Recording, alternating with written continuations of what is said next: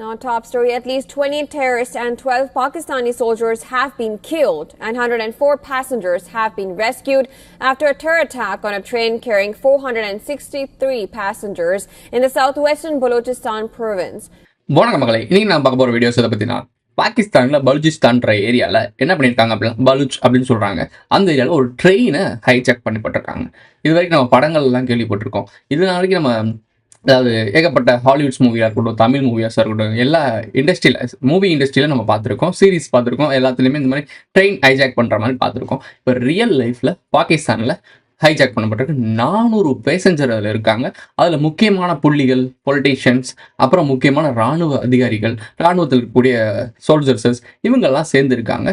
இங்கே என்ன ஒரு குறிப்பிட்ட விஷயம் என்னென்னா, பேசஞ்சர்ஸ் இருப்பாங்கல்ல, அதாவது பொதுவான பேசஞ்சர், அந்த ஏரியா சம்மந்தப்பட்ட ஆட்கள், லோக்கல் ஆட்கள், அவங்கள ரிலீஸ் பண்ணிட்டாங்க. குறிப்பாக பெண்களையும் ஸ்டூடெண்ட்ஸையும் ரிலீஸ் பண்ணியிருக்காங்க. ஹைஜாக் பண்ணி 100 பேரை மட்டும் ஃபில்டர் பண்ணி வச்சிருக்காங்க. அந்த 100 பேர் தான் இந்த சோல்ஜர்ஸ் அண்ட் முக்கிய புள்ளிகள் அப்படின்னு சொல்ல வருது. இது எந்த லெவலுக்கு இப்போ போயிட்டு இருக்கு அப்படின்றதான் அப்டேட் நம்ம பார்க்க போறதில்ல. இதெல்லாம் ஏன் நடக்குது, எதுக்கு நடக்குது, இதோட பின்னணி காரணங்கள் என்ன அப்படின்றத வீடியோ பார்க்க போறோம். வாங்க வீடியோக்குள்ள போகலாம்.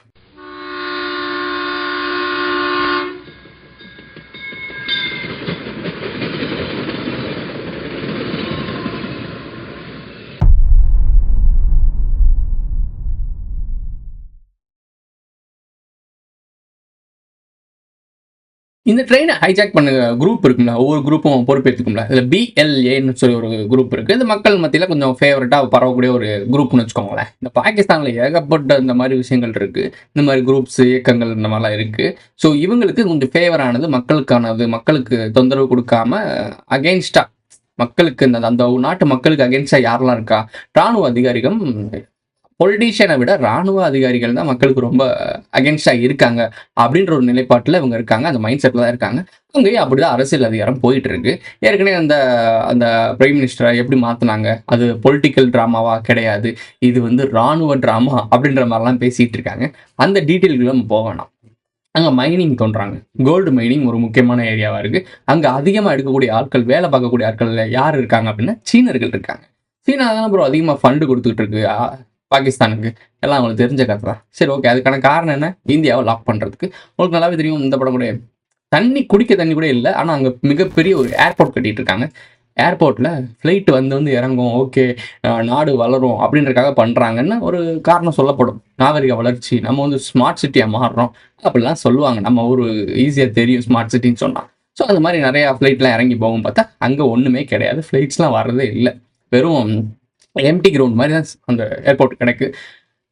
ரொம்ப காசு கொட்டி குறிப்பிட்ட அமௌண்ட்டில் பட்ஜெட்டில் பண்ணக்கூடிய ஒரு ஏர்போர்ட்டை ரொம்ப ஹைலி செலவு பண்ணியிருக்காங்க. ஸோ இதுக்கான காரணம் என்ன அப்படின்னா, இப்போ உங்களுக்கு புரியாது. ஏன்னா அது பார்க்கும்போது பாகிஸ்தானே தடிதளத்தான் ஆடிக்கிட்டு இருக்கு, அதுக்கு இவ்வளோ பெரிய ஏர்போர்ட்லாம் கட்டுறாங்க அப்படின்னா, பாகிஸ்தான் மக்களுக்கோ இல்லை பாகிஸ்தான் பொலிட்டீஷியனுக்கோ இல்லை பாகிஸ்தான் இராணுவத்துக்கோ பாகிஸ்தான் நாட்டுக்கோ அந்த ஏர்போர்ட் கிடையாது. அங்கே ஆளுமை பண்ணக்கூடிய, அங்கே போகக்கூடிய அந்த ஒரு குறிப்பிட்ட குரூப்புக்காக கட்டப்படுது. இன்ஃப்ராஸ்ட்ரக்சர் தான் இந்த எல்லா நாடுகளையும் நடக்கக்கூடாது. ஓகே, பாகிஸ்தான் முடிச்சிட்டதுக்கப்புறம் இந்தியாவுக்குள்ள வரலாம். பாகிஸ்தானில் ஒரு முக்கியமான ஏரியா சொன்னோம்ல, இந்த மைனிங், இந்த ஏர்போர்ட், இந்த முக்கியமான ஏரியா இருக்குல்ல. முக்கியமான ஏரியாவில் சீனர்கள் அதிகமாக இருக்காங்க. அவங்கள பாதுகாக்கிறதுக்காக ராணுவம், அதாவது பாகிஸ்தான் ராணுவம் உள்ள புகுந்து எல்லாம் பண்ணிக்கிட்டு இருக்கு. இதெல்லாம் பார்த்துட்டு இருப்பீங்க. இதெல்லாம் நியூஸில் நிறையா போட்டிருப்பாங்க. தமிழ் பொக்கிஷன் கூட டீட்டெயிலாக பேசியிருக்காப்புல. ஸோ இந்த மாதிரி எல்லா யூடியூபர்ஸும் இதை பற்றி டீட்டெயில்டாக பேசியிருப்பாங்க. பட் அவங்க சொல்லாத விஷயங்களை தான் நம்ம சொல்லிக்கிட்டு இருக்கோம். அந்த ஒரு லேயர் காட்டினேன்ல, இந்த ஃபோட்டோவில் பார்த்தா தெரியும். அந்த ரோட்டில் தான் முக்கியமான ஒரு ஏரியா, உங்களுக்கு புரியும்னு நினைக்கிறேன். அந்த ஏரியா எங்கே வருது? துறைமுகத்தில் முடியுது. இப்போ இந்த துறைமுகம்னு தொட்டுட்டோம்னாலே சாகர் மாலா, நம்ம ஊரில் எப்படின்னா முத்து மாலை, உங்களுக்கு தெரியும்னு நினைக்கிறேன். இப்போ புது ப்ராஜெக்ட் அப்படிலாம் சொல்லுவாங்கள்ல, பழைய ப்ராஜெக்ட், ஆனால் பேர் மாற்றி வந்துட்டு இருக்கோம். உங்களுக்கு தெரிஞ்ச விஷயம்தான். இந்த ஒரு ப்ராஜெக்ட் தான் மெயினாக உலக நாடுகளுக்குள்ளே நடந்துகிட்டு இருக்கு. சில்க் ரோடு அப்படின்றத சாகர் மாலா, முத்து மாலை, என்ன வேணால் பேர் வச்சுக்கோங்க, பேர்கள் தான் மாற்றப்படுமே தவிர ஒன் வேர்ல்ட் கவர்மெண்ட் அடுத்து ஒரு பொருளாதார சந்தைமயமாக்கப்பட்ட ஒரு ஏரியாவாக இது குறிப்பிடப்படுது. கடல் வழி பயணம், இந்த சாகர் மாலா, முத்து மாலை, அப்புறம் சில்க் ரோடு, என்ன வேணால் வச்சுக்கலாம். இந்த ப்ராஜெக்ட்டுக்கு தான் இங்கே எல்லா இன்ஃப்ராஸ்ட்ரக்சரும், இங்கே நடக்கக்கூடிய அரசியல் அதிகாரம் நகர்வுகளும் நடந்துகிட்டு இருக்கு. அது ஏன் கடல் வழி வாணியத்தை கொண்டு போகிறாங்க? நம்மளாம் இப்போ பயங்கரமாக டெவலப் ஆகிட்டோம், நம்ம ஃப்ளைட் வழியாக டக்குன்னு போயிட்டு வந்துடலாமே, இதுக்கு கடல் வழியாக போகிறோம் அப்படின்னா, சி ரூட். முதல்ல ஆதியில் என்ன பண்ணீங்க? சி ரூட்டில் தான் பயணிச்சிங்க. ப்ரோ சி ரூட்ல தான் ஆமா ஆதியில பயணிச்சோம். இப்ப எதுக்கு ப்ரோ சி ரூட்ல போனோம்? நம்ம தான் பறக்கலாமே வேற லெவல்ல அப்படின்னா, லூப் போயிட்டு இருக்குன்னு நம்ம சொல்லிட்டு இருக்கோம். ரிவர்ஸ்ல நம்ம போயிட்டு இருக்கோம்னு சொல்லிட்டு இருக்கோம். ஒரு பீக்குக்கு வரும். டப்புன்னு டம்மி ஆயிட்டு திருப்பி ஸ்டார்டிங்லேருந்து போகும். அந்த ஒரு கான்செப்ட் படி தான் எல்லாமே போயிட்டு இருக்கு. இது எல்லாமே எழுதி விட்ட ஸ்கிரிப்ட். இதெல்லாம் இப்ப இப்படி நகலணும்னு சொல்லி எழுதி வச்சுட்டானுங்க. அதுபடி நகர்ந்து போயிட்டு இருக்கு. இங்க யாருமே தன்னிச்சையா செயல்பட்டு எதையும் மாத்திர முடியாது. அதாவது அவங்க ஸ்கிரிப்டுக்குள்ள இருக்கவங்கள சொல்றேன். தன்னிச்சையா எதையும் மாத்திர முடியாது.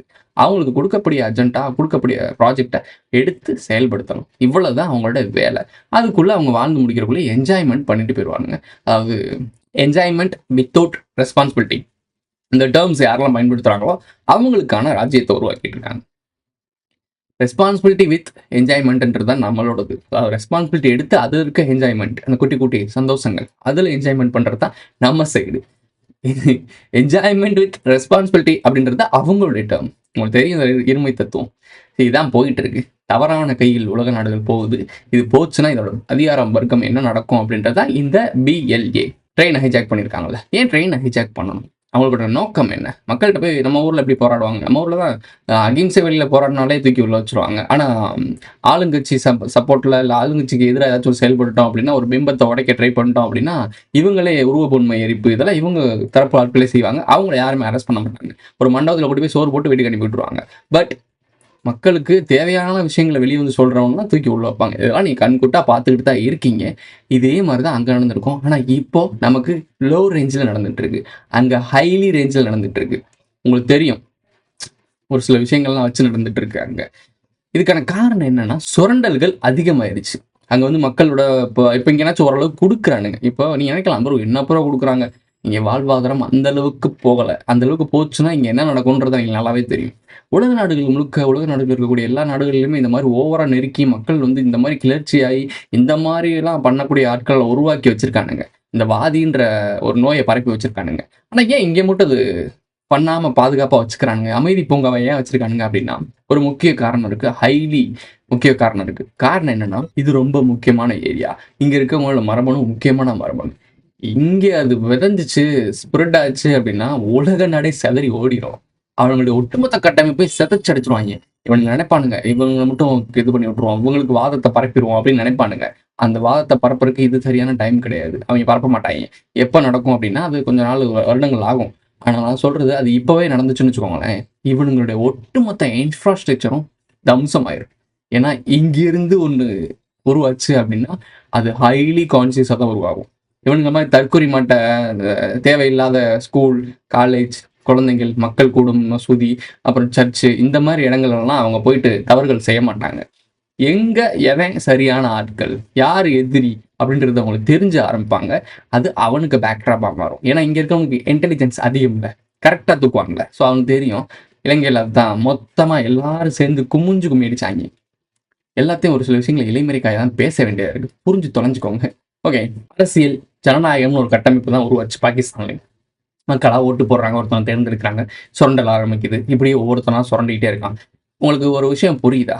மக்கள் வெறுத்து வெக்ஸ் ஆகி எங்களுக்கு இது வேணவே வேணாண்டா, கர்மாந்திரம் போய் தொலைங்கடான்னு சொல்லி இப்படி ஒரு கிளர்ச்சி உருவாகிறதுக்கு பேர் தான் பேர்கள் மாற்றி மாற்றி வச்சுக்கிறாங்க. ஆனால் அது ஆளும் வர்க்கம் என்ன சொல்லுது அப்படின்னா வாதம்ன்ற பேர் சொல்லிடுது. புரியும் நினைக்கிறேன் உங்களுக்கு. இதுக்கான காரணம் என்ன அப்படின்னா மக்களுடைய வாழ்வாதாரம் தடுக்கப்படுது. மக்கள் நிம்மதியாக வாழ விட மாட்டானுங்க. இவனுங்களுடைய பேராசைக்காக சாதாரண மக்களை ஒடுக்குறாங்க, மிதிக்கிறாங்க, நசுக்கிறாங்க, முடிச்சிடறானுங்க. இதுதான் இந்த பிரச்சனைகளுக்கான காரணம். மக்களாட்சி அப்படின்ற ஒரு தத்துவம் இருக்கு. மக்கள் ஆள்றாங்க, மக்கள் வந்து ஓட்டு போட்டு ஒருத்தவங்க வராங்க. அவங்கன்னா என்ன பண்ணணும்? மக்களை நிம்மதியாக வாழ வைக்கணும். இவனுங்க அப்படி பண்றானுங்களா? ஏதாவது ஒரு நாட்டில் எப்பயுமே பிரச்சனை இல்லை, சிக்கல்லே வச்சிருக்கானுங்க. இதைத்தான் நாங்கள் சொல்ல ட்ரை பண்றோம். இந்த இருக்க கோமாளிகள் எல்லாருமே மேல இருக்க பெரிய பைத்தியக்கார சைக்கோ கூட்ட வேலை பார்த்துட்டு இருக்காங்க. அந்த சைக்கோக்காரங்க மேல இருக்க கலப்பினத்துல வேலை பார்க்குறாங்க. அந்த கலப்பினம் மேல இருக்க நாகர வம்சத்துக்கு வேலை பார்த்துட்டு இருக்கு. நாகர வம்சம் அந்த ஆற்றல்கிட்ட வேலை பார்த்துட்டு இருக்கு. அவ்வளவுதான் மேட்ரு. சிம்பிள். இந்த படிநிலைகள் இப்படிதான் போகுது. இவனுங்க இன்னமும் இலுமினாட்டி கதை, சீக்ரெட் சொசைட்டி, யூதர்கள்னு கதை கட்டிட்டு இருக்காங்களே, என்னைக்கு நீ அத்தனை படிநிலையை தாண்டி தெரிஞ்சுக்க போற? எவ்வளோ பெரிய விஷயங்கள் போயிட்டு இருக்கு. நீ அதுதான் சொல்கிறேன், இங்கே ஏன் அவன் தொட மாட்டான்னு இப்போ உனக்கு தெரியுதா? சாதாரண ஆள். நான் ஒன்றுமே இல்லை, நான்லாம் ஒரு ஜீரோ. எனக்கு இவ்வளோ தெரியுது அப்படின்னா அவன் இந்த அளவுக்கு நம்ம நெருக்குனாலும் நம்ம எந்த அளவுக்கு யோசிப்போம்னு யோசிச்சுப்பாரு. உனக்கு புரியுதா? நான் சொல்ல வர்றது ஓரளவுக்கு புரியும்னு நினைக்கிறேன். அதனால தான் இங்க பார்த்து பதார்த்தமா எங்க தொட்டுனா இங்க துக்கும், எங்க தட்டுனா அதாவது இங்க அடிச்சா இங்க எந்திப்பான். அவன இங்க அடிக்கிறோம். ஸோ நெருக்குறான். மொத்தமா அப்படியே அடக்குறான். ஒரு குறிப்பிட்ட இடத்துல நெருக்கிட்டான்னு வச்சுக்கோங்களேன். அவன் லாக் போட்டான்னு தெரிஞ்சிருச்சு அப்படின்னா இறங்கிருவான். ஏன்னா நீ எந்த பக்கமுமே போ முடியாது. நீ ஒரு 10 வழிகள் இருக்கும்னா, அவன் 10 வழியில அடைச்சிட்டு தான் உன்னை நெருக்கவே ஆரம்பிப்பான். இங்க அடிச்சா நீ அங்கிட்டு போயிரலாம், அங்க அடிச்சா அங்கிட்டு போயிரலாம்னு நினைப்ப. அதெல்லாம் தடுத்து எல்லாத்தையும் லாக் பண்ணிட்டு உன்னை லாக் பண்ணுவான். அந்த லாக் போடுறதுக்குள்ளேயும் தான் நாம எக்ஸ்பிளைன் பண்ணிட்டு இருக்கோம். லாக் போட விட்டுறாதன்னு சொல்லிட்டு இருக்கோம். ஓகே. பாகிஸ்தான்ல ஏன் இப்படி நடக்குதுன்றத பார்த்துருப்பீங்க. எதுக்காக இந்த விஷயங்கள்லாம் போகுது? சாகர்மாலா, சில்க் ரோடு இதெல்லாம் தெரியும். முத்து மாலை நம்ம ஊர்ல. இப்போ இந்தியாக்குள்ள வரலாம். சென்னையில இருந்து இங்க கீழே தூத்துக்குடி இந்த ஏரியா துறைமுகம் இருக்குல்ல, கனெக்ஷன். சென்னை துறைமுகத்துல இருந்து இங்க கனெக்ஷன். அங்க எங்க போடுறாங்க? 8 வழிச்சாலை, 10 வழிச்சாலை வரைக்கும் போட ஆரம்பிச்சிட்டாங்க. இது எதுக்காக இவ்வளவு பெரிய சாலை போடுறாங்க? அப்படி என்ன என்ன என்ன சொல்றாங்க? நியூஸ்ல சொல்றேன். ஒரு நியூஸ் போட்டிருக்காங்க. நியூஸோட லிங்க் கீழே கொடுக்குறேன். அவங்க டீட்டெயிலாக சொல்லியிருக்காங்க. ஒரு குறிப்பிட்ட டைமிங்ல லாரிகள் வந்து 300 கிலோமீட்டர் தான் தாண்டுதான் ஒரு நாளைக்கு. ஸோ 800 கிலோமீட்டர்லாம் தாண்டணும். சீக்கிரமா வேகமா போய் நீ என்ன ஆண்டா கிழிக்க போற? எங்கடா போறாங்க இவங்கலாம்? டேய் எங்கடா போறாங்க? எங்கடா போறீங்க எல்லாரும்? மக்களுக்கு போய் தக்காளி அழுகி போயிருந்து சொல்லிட்டு வேகமா போய் தக்காளி கொடுத்து விநியோகம் பண்ணி குறைஞ்ச விலையில கொடுக்க போறியா? கிடையவே கிடையாது. வணிகத்தை சார்ந்து மட்டுமே இந்த ரோடுகள்லாம் போடப்படுது. வணிகம் யார் பண்ணிட்டு இருக்கா? பாமர மக்களா? பாமர மக்கள் இருக்க ஏரியாவை அழிச்சிட்டு விவசாயத்தை அழிச்சிட்டு தான் இவங்க ரோடு போடுறானுங்க. ஆனால் நார்மலாகவே போட முடியும். இருக்க ரோடே டெவலப் பண்ணி ஓரளவுக்கு கொண்டு போக முடியும். ஆனால் ஊருக்குள்ளே கொண்டு போய் அவன் ஒரு பிளானோட தான் போயிட்டு இருக்கான். எல்லாமே ஒரு பிளானோட தான் போயிட்டு இருக்கான். நீங்கள் விவசாயத்தை அழிக்கிறாங்க, மயிர் அழிக்கிறாங்க நீங்கள் நினச்சிட்டு இருப்பீங்க. அவன் அழிக்கிறது ஒட்டுமொத்த நாட்டையுமே தான், ஒட்டுமொத்த வாழ்வாதாரத்தையும் தான். அவனுக்கு தெரியும் இது ஒரு நாளுக்கு இல்லைன்னா ஒரு நாள் இதை மொத்தமாக அழிய போகுது. லூப்பில் கொலாட்ரல் டேமேஜ் ஆக போகுது. இருக்க வரைக்கும் இதை காசாக்கிறோன்னு அவன் முடிவு பண்ணிட்டான். அதுக்காக இதை பண்ணுறான். ஆனால் இருக்க வரைக்கும் நம்ம இதை அனுபவிச்சுட்டு நிம்மதியாக சாகணும்னு நினைக்கிறோம். நீ யாரும் அதை நிம்மதியாக அனுபவிக்கிறதுக்கு? எங்களுக்கு அதிகாரம் இருக்குது, பவர் இருக்குது, நாங்கள் அதை அனுபவிச்சுட்டு போகிறோம். நான் தூக்கி போடுற மிச்சத்தை, அதாவது அவன் திருடுறான்ல, அவன் சாப்பிட்ற சாப்பாடு அள்ளி திணிச்சுக்கிட்டு இருக்கான். அதை செதறும் பார்த்தீங்களா? ஒரு சில அரிசி துகள்லாம் செதறும்ல, நம்ம சாப்பிடும்போது சாப்பாடு செதறும்ல. ஸோ அந்த சாப்பாடெல்லாம் நம்ம சாப்பிட்டுட்டு இருக்கோம். இத்தனை ஆண்டு காலமா நம்ம அதை தான் சாப்பிட்டுக்கிட்டு இருக்கோம். அப்படின்னா அவன் சாப்பிட்டுட்டு இருக்க அமௌண்ட் எவ்வளோன்னு யோசிச்சு பாரு. நம்ம கனவுல கூட இந்த மாதிரி அமௌண்ட் வராது. இதனாலதான் ஒவ்வொரு நாடுகளிலும் இந்த மாதிரி சிக்கல்கள் உருவாகுது. இப்போ இங்கே தமிழ்நாட்டிலையும் இந்தியாவிலையும் இந்த மாதிரி சாகர்மாலா, 8 மலை சிலை இதெல்லாத்தையும் மக்கள் எதிர்த்துக்கிட்டு தான் இருக்காங்க. அகிம்சை முறையில் காலில் விழுந்து அடிபட்டு மிதிப்பட்டு ஜெயிலுக்கு போய் பிரச்சனை அடிபட்டு இருக்காங்க நம்ம மக்கள். ஏன்னா ஜனநாயகம் தெரிஞ்ச மக்கள். அப்பாவி பாவம். சாது மிரண்டால் காடு தாங்காது. திருப்பி சொல்றேன், சாது மிரண்டால் காடு தாங்காது. இந்த காடை தூக்கிட்டு நாடா போடு, புரியும் விஷயம். இவங்க அதெல்லாம் தெரிஞ்சுதான் காய் நடத்திட்டு இருக்காங்க. நான் ஒன்று திருப்பி தெளிவாக சொல்றேன். இவங்க இதெல்லாம் அப்படியே கொஞ்சம் கொஞ்சமாக கொண்டு போய் எல்லாமே ஒரு துறைமுகத்தில் தான் கனெக்ட் பண்றாங்க. 8 வழிச்சாலை, இந்த பெரிய பெரிய சாலைகள்லாம் ஃபைட்டர் ஜெட்லாம் லேண்ட் பண்ண முடியும்னு சொல்றாங்க.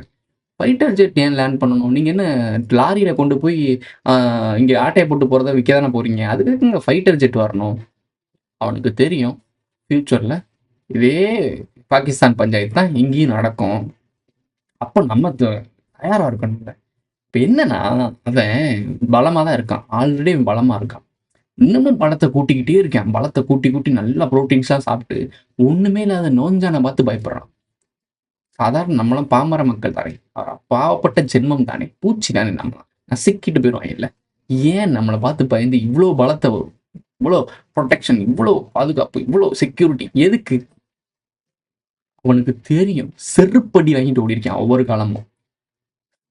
மக்களுடைய சக்தியை பத்தி நமக்கு தான் தெரியல, நம்மளுடைய சக்தியை பத்தி நமக்கு தான் தெரியல. ஆனா இன்னொரு சிக்கல் என்னன்னா, பிரிச்சாலும் சூழ்ச்சி. நம்ம ஊர்ல அது எளிமையா பண்ணிடலாமே. எந்த மதம், இவந்த இனம், இவந்த மொழி, இவந்த ஜாதி, அந்த கருமம் நமக்கு கணக்கு கூட பண்ண முடியாது, அவ்வளவு இருக்கு. இது எல்லாமே உன்னை பிரிச்சு வைக்கிறதுக்காக. ஒரே கேஸ்டுக்குள்ளேயே ஏகப்பட்ட கிளை பிரிவுகள் வேற. ஏண்டா ஒரு கேஸ்டே ஏகப்பட்டது இருக்கு, இதுல ஒவ்வொரு கேஸ்டுக்குள்ளேயும் 4-5 பிரிவுகள் வேற. அதுல இவன் பெரிய சேவிங்ஸ் ஏங்கும். உண்மையில எனக்கு புரியல. மனிதர்களை நான் பிரிக்கிறது 2 தான். உயர்ந்த குணத்தை உள்ளவன், தாழ்ந்த குணத்துல உள்ளவன். அதாவது கீழ்த்தரமான திங்க் பண்றவன் ஒருத்தன், உயர்ந்த நேரத்துல தன்னிடம் எதுவுமே இல்லானாலும் உயர்ந்த எண்ணத்தோட இருக்கவன். இப்படி 2 தரப்புல மக்களை தான் நான் பிரிப்பேன். கீழ் எண்ணத்துல இருக்கவங்க, மேல் எண்ணத்துல இருக்கவங்க, ரைட் லெஃப்ட், இப்படி 2ஆ தான் நான் பிரிப்பேன். நல்ல ரைட் பிரெயினை பயன்படுத்துறேன், லெஃப்ட் பிரெயினை பயன்படுத்துறேன். இது 2 கோட்பாடு தான் இருக்கு. அதுவுமே டிஃபரன்ஸ் எதுக்காகனா அவனுடைய குணாதிசயங்களை வச்சு மட்டும்தான். ஆனா மனிதர்கள் தான் எல்லாருமே. அவன் போற பாதை மட்டும்தான். இந்த 2 பாதைகள் தான் இருக்கு. இதை மட்டும் நீங்க தெளிவா புரிஞ்சுக்கிட்டீங்க அப்படின்னா இந்த அனைத்து பிரிவுகளும் போயிடும். மனிதர்களாக ஒன்றிணையணும். நான் திரும்பவும் சொல்கிறேன், தென்னிந்தியாவில் இருக்கக்கூடிய ஒரு இடத்துல இருந்தால் ஒரு தலைவன் உருவாவான். இதுதான் எழுதப்படாத விதி. அதை ஆல்டர்னேட் பண்ணி அவனோட ஆட்களில் ஒருத்தனை உட்கார வச்சு இவன் தான் அந்த தலைவன் நம்ப வச்சுட்டான் நீங்கள் நம்பிட்டீங்க அப்படின்னா அந்த லூப்பில் உண்மையான தலைவனே வந்தாலும் போடாங்கட்டுன்னு போயிடுவீங்க நீங்கள். உங்களுக்கு அதை சொன்ன இதுதான் அவங்க காலங்காலமாக சமைச்சிட்டு இருக்காங்க, காலங்காலமாக செஞ்சுட்டு இருக்கானுங்க. இலங்கையிலையும் அப்படி ஒரு தலைவர் வந்தார், சூப்பராக வந்தாப்புல. அவரை முடிச்சு விட்டு இப்போ ஒரு ஒரு ஒரு ஒன்றுமே இல்லாத ஒரு ஆளை கொண்டு வந்துட்டு அவருக்கு ஈக்குவலாக இணையாக கொண்டு வந்துட்டு இருக்காங்க. அது கிடையாது. இரும்புக்கோட்டை முரட்டை சிங்கம், 23ஆம் புலிகேசி, பில்லா, எல்லாத்தையும் பாரு. எல்லாம் உனக்கு ஓப்பனாக சொல்லப்படுது. திருப்பி சொல்கிறேன், வீல் ஆஃப் டைம்னு சொல்லி ஒரு வெப் சீரிஸ் இருக்கு. இந்த உலகம் மாறிக்கிட்டே இருக்கு. நம்ம கட்டுப்பாட்டை மீறி ஒரு ஆளை நம்மளை இழுக்கும். இந்த சுவர்கள் பின்னாடி ஒளிஞ்சுக்கிட்டு இன்னும் எல்லாமே நம்ம கட்டுப்பாட்டுல இருக்குன்னு நடிக்க முடியாது. இந்த கோட்டை தனக்கு தானாவே அழிஞ்சுக்கிட்டு இருக்க. அதை ஏன் இப்போ நான் சொல்கிறேன் அப்படின்னா, அவங்க என்ன ப்ரோ எல்லா உண்மையும் சொல்கிறாங்க, நீ என்ன ப்ரோ இப்படி பேசிகிட்டு இருக்க?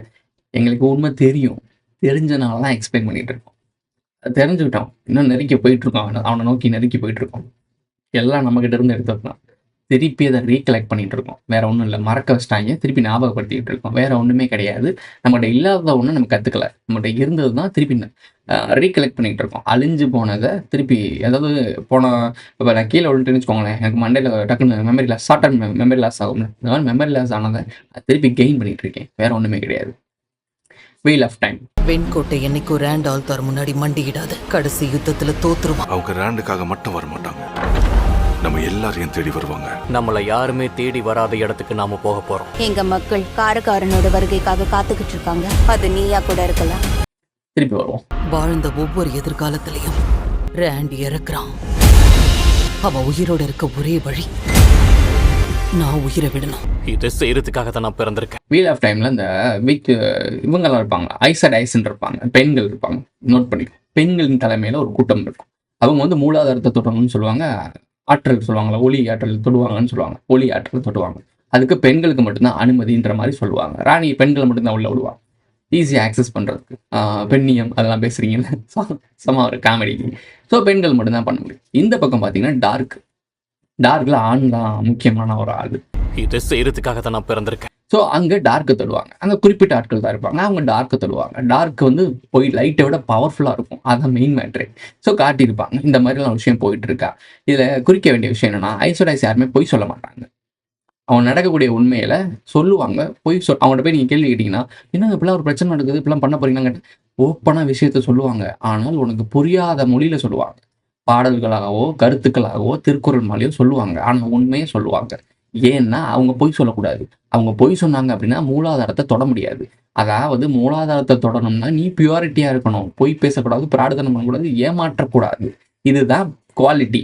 இந்த குவாலிட்டியை வச்சு ப்ரோ அப்போ அவங்க உண்மையான நல்லவங்க தானே ப்ரோ. அந்த குவாலிட்டியை லூப்பில் பயன்படுத்திட்டு இருக்கானுங்க. அவனுங்க தெளிவாக நல்லவனாக இருந்துக்கிட்டு அவனுங்க சாதகமாக இந்த லூப்பை பயன்படுத்துகிறாங்க, யூனிவர்ஸோட லாவை பயன்படுத்துகிறானுங்க. புரிஞ்சிருக்கும்னு நினைக்கிறேன். அதனால தான் அவனுங்க எல்லா இடங்களிலும் உண்மைகளை கக்கிக்கிட்டே இருக்கானுங்க, வேறு வேறு வடிவத்தில். இது ஒருத்தன் ஒரு இடத்துல உண்மை சொன்னால் நீ நம்பிடுவார். ஆமாண்டான்னு பல தரப்புல பலவிதமான கதைகளை சொல்லி பார்த்தா உனக்கு அது புளிச்சு போயிடும். சொல்றது உனக்கு புரியுதுன்னு நினைக்கிறேன். புளிச்சு போயிடும். உனக்கு சாப்பிட்டு எல்லாத்தையும் பார்த்து சரி சாதாரணண்டா அப்படின்னு போயிடுவேன். ஆனால் அவன் நினைச்சது நடந்துடும். நான் உண்மையை சொல்லத்தான் செஞ்சேன், நீ தான் அதை கண்டுக்கல. அவங்க உங்ககிட்ட போய் சொல்லலை, உண்மையை தான் சொல்லிட்டு இருக்காங்க, நீ அதை உணரலை. அவ்வளோதான் மேட்ரு. இப்போ உங்களுக்கு ஒரு சில விஷயம் கிளியராக இருக்குமே, ஏன் இதெல்லாம் ஓப்பனாக வெளியே வருதுன்னு. நான் எங்களை மாதிரி ஆட்கள் சொல்லும் போது மட்டும் ஏன் இந்த மாதிரி ஃபில்ட்ரேஷன் பண்ணுறாங்க? எங்களை மாதிரி ஆட்களுக்கு ஒரு வரைமுறை இருக்குது. அது நாங்கள் கரெக்டாக கையாண்டோன்னு வச்சுக்கோங்களேன், கடைசி வரைக்கும் சஸ்டெயின் பண்ணலாம். அது நான் தெரிஞ்சுக்கிட்டேன், அந்த கோப்பை நான் பிடிச்சிட்டேன், அந்த ஒரு குறிப்பிட்ட பாயிண்ட்டை நான் பிடிச்சிட்டேன். அதை நான் பிடிக்காம விட்டேன்னு வச்சுக்கோங்களேன், நான் இந்த இடத்துல இருக்கவே முடியாது. ஸோ அந்த ஒரு பாயிண்ட்டை பிடிச்சிட்டேன். எங்கே எப்படின்றது தான் முக்கியம். இந்த டார்க் லவ்ஸ் ஒரு டைம் சொல்லுவோம், அப்பா கேள்வி எப்படின்றது கிடையாது, எப்பன்றது தான். இந்த வார்த்தையை நல்லா ஞாபகம் வச்சுக்கோங்க. ஏன்னா இந்த சீரீஸ் ஃபுல்லாவே ஒரு விஷயம் எப்படி நடக்குதுன்றதை விட எப்போ நடக்குதுன்றது தான் முக்கியம். போக போக உங்களுக்கே புரியும். ஏன்னா அதை தவிர்த்துக்கலாம். ஒரு முடிவு, நீங்கள் எடுக்கிற முடிவில் தான் எல்லாமே இருக்குது. நான் ஒரு முடிவு எடுத்திருக்கேன், அந்த முடிவை சரியாக எடுத்திருக்கேன், ரொம்ப கிளாரிட்டியாக இருக்கேன். அதில் வந்து ஒரு கொஞ்சம் தெளிவு இருக்குது எனக்கு. இதை எங்கே போகணும், இது எப்படி நகர்த்தணும். அவன் ஒரு செஸ் போர்டில் கேம் ஆடிட்டு இருக்கான், நான் ஆப்போசிட்டில் இருக்கேன். எனக்கு செஸ் விளையாட தெரியாது, ஆனால் கற்றுக்கிட்டு இருக்கேன். அவன் அங்கே காய் நகர்த்துறான், நான் இங்கே காய் நகர்த்துறேன். ஸோ இந்த காய்கள் நகர்ந்துகிட்டே தான் இருக்குது. நான் சொல்கிறது வந்து நான் சும்மா போய் பேசிக்கிட்டு இருக்கேன்னா நான் சொல்கிறேன். நான் கிடையாது. மனித இனத்தில் யாரெல்லாம் இந்த பாயிண்ட் ஆஃப் வியூவில் வராங்களோ, யாரெல்லாம் இந்த மைண்ட் செட்டில் வராங்களோ, நம்ம எல்லாரும் சேர்ந்து தான் நான் சொல்ல வரேன். யார் என்ற முடிவு இங்கு யாரோடும் இல்லை. அது நீ என்று நினைத்தால் நீ இறைவனின் பிள்ளை. இந்த கோட்டை மைண்ட் வச்சுக்கோ. இந்த காய்களை நகர்த்திக்கிட்டு இருக்கோம். அவன் சிப்பாயை நகர்த்தினா நானும் சிப்பாயை நகர்த்துவேன். ஸோ செஸ் போர்டு எப்படி ஆடணும்னு உங்களுக்கு தெரியும்னு நினைக்கிறேன். எனக்கு அதை பற்றி முழுசாக தெரியாது. ஆனால் அதோட கோர் அம்சம் தெரியும். அந்த ட்ராமாவோட கோர் அம்சம் தெரியும். அந்த கோர் அம்சத்தில் நாங்கள் ஒரு கேம் ஆடிக்கிட்டு இருக்கோம். நான் ஆமான்னா அவன் இல்லைன்னு நக்குவான், நான் இல்லைன்னா அவன் ஆமான்னு நக்குவான். ஸோ மாநாடு டைலாக், நீ மேடைக்கு தப்பிச்சேன்னா மேடையை காப்பாற்றினா க்ரௌடை காப்பாற்றினா காரு. ஸோ உங்களுக்கு புரிஞ்சிருக்குன்னு நினைக்கிறேன். 1000 தடவை செத்து வந்தாலும் திருப்பி 1000 தடவை நானும் வருவேன்டா. இந்த நெவர் எண்டிங் ஸ்டோரி, இந்த வார்த்தையெல்லாம் உங்களுக்கு புரிஞ்சிருக்குன்னு நினைக்கிறேன். எல்லாமே ஓப்பனாக தான் இருக்குது, எதுவுமே மறைக்கப்படலை, எல்லாமே உங்கள் கண்ணு முன்னாடி தான் இருக்குது. ஆனால் உங்களுக்கு அந்த புரிந்து கொள்ள தன்மையை மட்டுப்படுத்திட்டாங்க. சிம்பிள், ரொம்ப சிம்பிள். அப்போது பாகிஸ்தானில் இப்போ ஒரு பஞ்சாயத்து போட்டிருக்கே, நாளைக்கு இதே மாதிரி தான் உங்கள் கண்ணுக்கு தெரியாமல் வேறு பஞ்சாயத்து, இங்கிட்டு சீமான் இங்கிட்ட இவ்வளோ வச்சுருக்காங்களா, அவரை வச்சுருக்காங்களா, இப்படி ஒரு பஞ்சாயத்து உருட்டி விட்டு இதிலேயே உங்களை ஃபோக்கஸ் பண்ண விட்ருவாங்க. திடீர்னு நயன்தாரா தன் குழந்தையை இடுப்பில் தூக்கி சென்றாராம் அப்படின்னு ஒரு நியூஸை ட்ரெண்ட் ஆக்குவானுங்க. உனக்கு புரியலன்னு தெரியல. சீப்பை வச்சு அவன் கல்யாணத்தை நிப்பாட்டிக்கிட்டு இருக்கான். அது எப்படி ப்ரோ சீப்பை வச்சு கல்யாணத்தை நிப்பாட்ட முடியும்? அது ஒரு காமெடி ப்ரோன்னு சொல்றியா? அவன் அதைத்தான் பண்ணிட்டு இருக்கான். உனக்கு அதை காமெடியாக சொல்லிட்டு அவன் சீப்பை வச்சு தான் கல்யாணம் நிப்பாட்டிட்டு இருக்கான். உனக்கு தான் அது புரிய மாட்டேங்குது. சின்ன திசை திருப்பல் போதும், உனக்கு அழகாக பெரிய விஷயத்தை கையடிச்சுட்டு போயிடுவாங்க. பாகிஸ்தான் மேட்டரை பற்றி கத்திக்கிறிப்பியா? இங்கிட்டு உன் ஊர்லேயும் அதே தான் நடந்துட்டு இருக்கு. கொஞ்சமாக தமிழ்நாட்டில் ஒரு ஆயுத தொழிற்சாலை வரப்போகுது, உங்களுக்கு தெரியும்னு நினைக்கிறேன். இன்னமும் டீப்பாக உள்ள போய் பேசலாம் முடியும். நீ எல்லாத்தையுமே கேட்டுட்டுலாம் இருக்க மாட்டேன். உனக்கு கொடுக்க வேண்டியதை எப்போ கொடுக்கணும், எப்படி கொடுக்கணுன்றதை நான் தெரிஞ்சுக்கிட்டேன். நான் அப்பப்போ கொடுத்துட்டு வரேன். இதோட இந்த வீடியோ முடிஞ்சிருச்சு. இந்த வீடியோ உங்களுக்கு பிடிச்சிருந்துச்சுன்னா லைக் பண்ணுங்க, கமெண்ட் பண்ணுங்க, சப்ஸ்கிரைப் பண்ணுங்க, மறக்காம பெல் ஐகானை அதில் போட்டு இதோட ஃப்ரெண்ட்ஸ்க்குலாம் ஷேர் பண்ணுங்க. உங்களுடைய கருத்துக்களை நிச்சயமாக கீழே பதிவு செஞ்சுட்டு போங்க. சேனலில் மெம்பர்ஸை ஆட் ஆகணும்னு நினைச்சீங்கன்னா ஜாயின் பட்டனை போட்டு விடுங்க. அடுத்த வீடியோ சந்திக்கலாம்.